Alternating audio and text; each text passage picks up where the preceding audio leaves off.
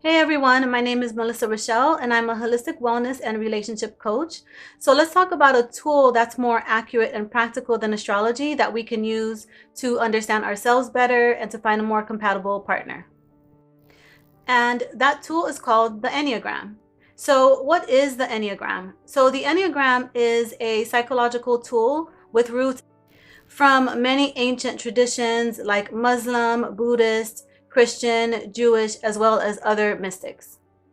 Psychologists, psychiatrists, and other researchers have taken this ancient universal wisdom and they've modernized it by doing research to make the tool a more practical tool to use currently in our everyday lives. So why is the Enneagram useful for relationships? So there are a lot of other tools out there like DISC, MBTI, Myers Briggs, Big Five, but the Enneagram is a tool that I found to be the most profound and life-changing tool that exists out there. So the Enneagram is a tool that is practical, profound, and powerful and life-changing. And there are a lot of people that have a dislike for personality typing systems because they feel like it puts them in a box, but the Enneagram doesn't put us in a box. The Enneagram shows you the box that you're already in and it helps you to find your way out of that box. Whether or not you explore this, you are still operating from a behavioral code that determines how your behaviors, your thoughts, your reactions. And this behavioral code is basically based on your ego idea and your psychological ego structure. So your ego ideal is how you want to be perceived by yourself and how you want to be perceived by other people. And your psychological ego structure generates behaviors that help you to uphold your ego ideal. So to understand why the Enneagram is useful in dating and relationships, I'm going to read some quotes from the book The Enneagram, Relationships and Intimacy by David Daniels, M.D. Our relationship to ourselves is where we begin. It's our relationship to ourselves that determines the kind of relationships we will allow and cultivate with others. Understanding ourselves is what leads to understanding others.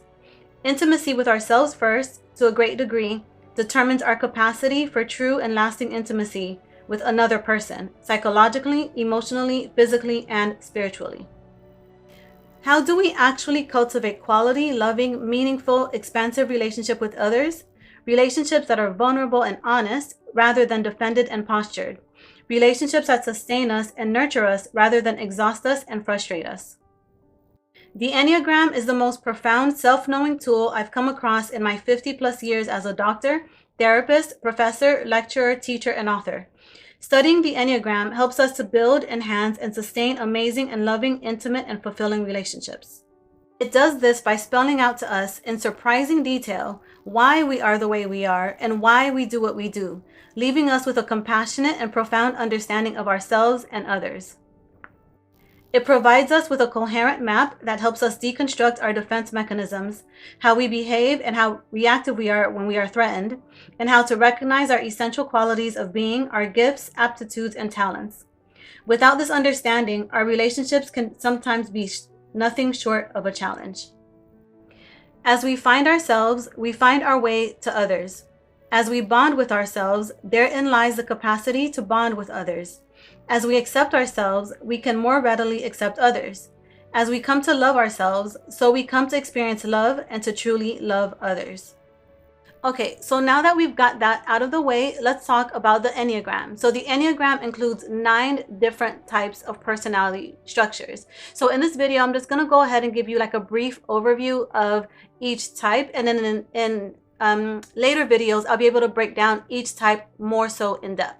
Okay, so as we go through these different 9 types, I'm going to show you pictures of people that have these character types. They're going to be fictional characters, real life people. These pictures are just to give you an idea of how these different types can show up in the world and how you can spot them when you do see them.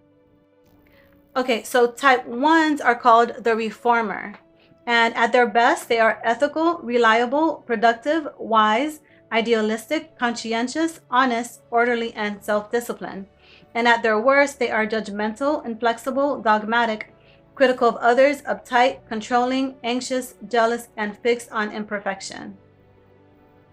And remember that the ego ideal is how we want to view ourselves and how we want others to view us. So a type 1, their ego ideal is they are always moral and responsible, and they're never bad or mediocre. So this is basically how they want to view themselves. Okay, so type 2s are called the helpers. At their best, they are loving, compassionate, adaptable, nurturing, generous, supportive, hospitable, tuned into how other people feel. At their worst, they are intrusive, martyr-like, indirect, manipulative, possessive, flattering, needy, overly accommodating. And the ego ideal of the type 2 is that they are always thoughtful and generous and never selfish or insensitive. Okay, so the Enneagram type 3 is called the achiever. At their best, they are optimistic, self-affirming, industrious, efficient, self-propelled, energetic, goal-oriented, team builders, and motivators. At their worst, they are deceptive, self-promoting, pretentious, vain, superficial, exploitative, overly competitive, workaholics, and they are attention-seeking. And the ego ideal for the type 3 is called the effective person. And this means that they feel like they are always professional and competent, and they're never idle or inadequate. And the type 4 is called the individualist. And at their best, they are authentic, warm, compassionate, introspective, expressive, creative, supportive, refined, unique. And at their worst, they are withdrawn, they have exaggerated moods, they're depressed, they pity themselves, they're self-absorbed, they're stubborn, possessive, and temperamental. And the ego ideal for the type 4 is called the original person. So they believe they're always creative and authentic, they're never ordinary or boring. And the type 5 is called the investigator. At their best, they are analytical, persevering, sensitive, wise, objective, perceptive, curious, observant, and insightful. And at their worst, they are intellectually arrogant, stingy, stubborn, distant, critical of others, unassertive, cynical, isolated, and relationally distant. And the ego ideal for the type 5 is called the wise person, and they believe they are always knowledgeable and autonomous, never emotional or transparent. And the type 6 is called the loyalist. At their best, they are loyal, likable, prepared, trustworthy, compassionate, witty, practical, supportive, responsible. And at their worst, they are hypervigilant, dependent, unpredictable, judgmental, paranoid, defensive, rigid, self-defeating, and self-doubting. And the type 6 ego ideal is called the loyal person. So they believe they are always reliable and consistent and never untrustworthy or difficult. And the type 7 is called the enthusiast. And at their best, they are fun-loving, spontaneous, imaginative, productive, enthusiastic, quick, confident, charming, and curious. And at their worst, they are self-focused, impulsive, rebellious, distracted, superficial, manic, self-destructive, and restless. And the ego ideal for the type 7 is called the joyful person.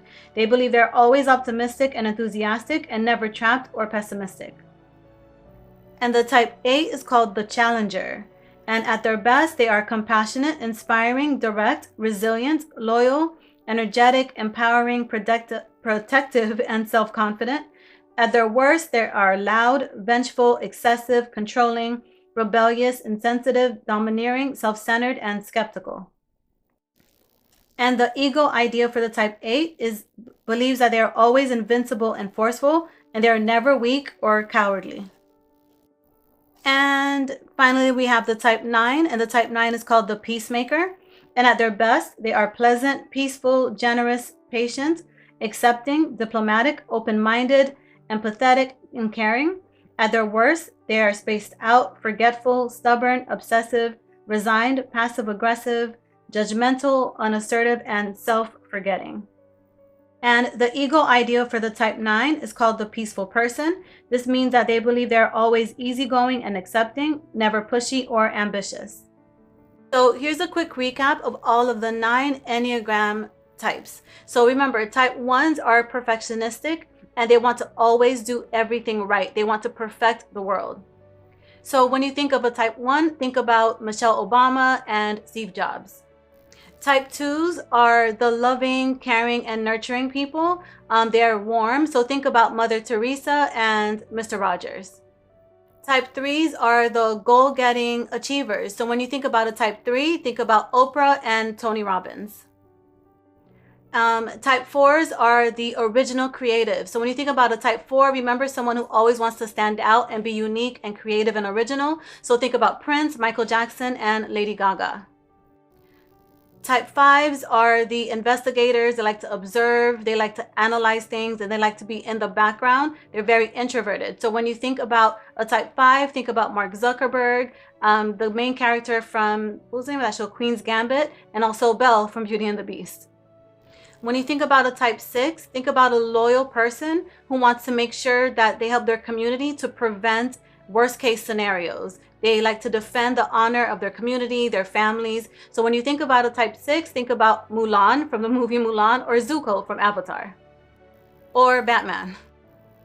And the Enneagram type 7s are the I never want to grow up, always looking for fun, never want to be bored type of people, adventurous people. So when you think about a type 7, think about Ariel from The Little Mermaid and Peter Pan. The Enneagram type 8 is a very assertive, dominant, aggressive type of personality who wants to get up ahead of any problems, of any issues. So they're very dominant. So when you think about a type 8, think about the Beast from Beauty and the Beast and Jasmine from Aladdin.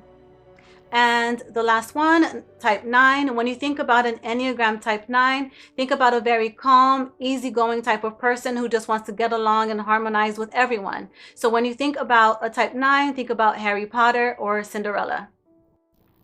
So at this point, you might be wondering, how can you find out what your Enneagram type is? So there are a lot of free online tests that you can take, but they're not really the best. But the test that I would recommend is from the Enneagram Institute, and it is only $12. It is fairly accurate. It's about 80% accurate, but remember, the accuracy of a test that you take on yourself is dependent on your amount of self-awareness. So to get an accurate result, you want to make sure that you answer every question as honestly as you are currently.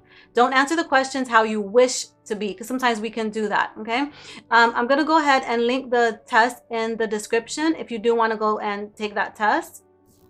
If you have any questions about how to best use the Enneagram tool for personal growth, dating, or relationships, if you have any questions at all, you can always send me an email, and I will go ahead and put my email in the description. If you found this information to be useful or helpful, remember to share, like, subscribe, and leave your comments. Thank you.